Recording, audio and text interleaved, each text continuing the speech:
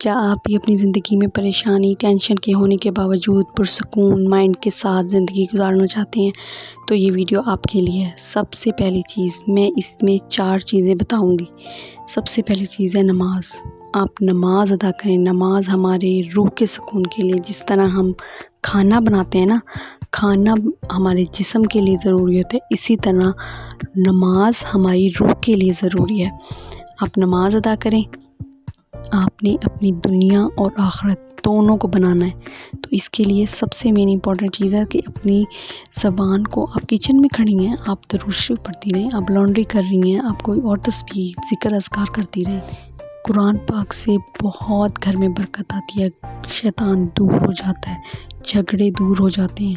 اس کی اتنی برکات دنیا میں ہے اور آخرت میں بھی بہت ہے۔ آپ اپنی زندگی میں جتنی زیادہ نیکیاں کریں اتنی دنیا بھی آسان ہوگی اور آخرت بھی آسان ہوگی۔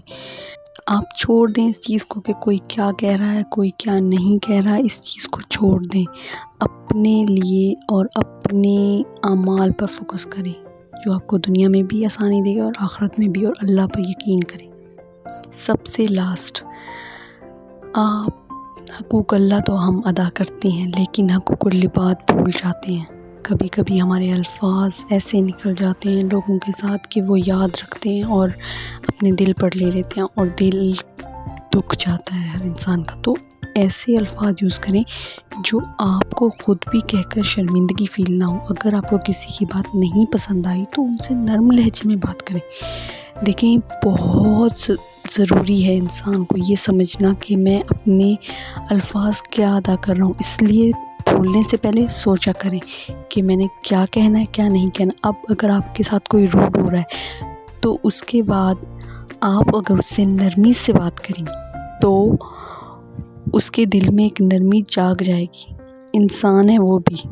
تو آپ ایک کام کریں کہ اپنی زبان کو بالکل نرم اور میٹھا کر لیں۔ میں منافقت کی بات نہیں کر رہی ہوں، میں کہہ رہی ہوں نیکی کی راہ سے، نیکی کے ساتھ۔